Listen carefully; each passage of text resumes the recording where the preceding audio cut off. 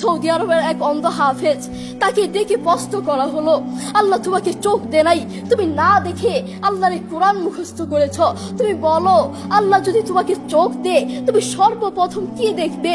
অন্ধ হাফেজ বলল, আল্লাহ আমাকে চোখ দে নাই, আল্লাহ আমি চোখে দেখতে পারি না, আমাকে চোখে দেখার মতো সেই শক্তি আল্লাহ দে নাই।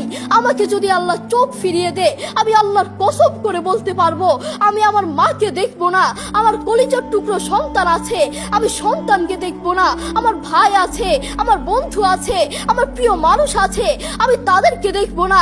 আমি দেখবো যেই কোরআন আমি না দেখে মুখস্থ করেছি সেই কোরআন দেখবো, সেই কোরআনের আয়াতগুলো কত সুন্দর তার দিকে তাকাবো। আল্লাহু আকবার। আমরা আমাদের কথা বলছি, আমাদের চোখ থাকতে আমাদের কোরআন পড়ার সময় হয় না।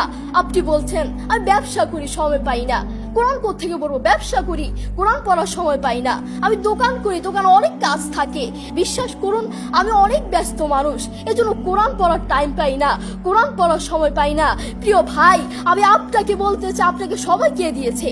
আপনাকে সময় কে দিয়েছে? যে আল্লাহ আপনাকে সময় দিয়েছে সেই আল্লাহর জন্য আপনি কোরআন পড়তে পারেন না। আপনার চেনা ফলমান আসমানের নিচে জমিনের উপর আরেকটাও হতে পারে না। কথা বলেন ঠিক কিনা?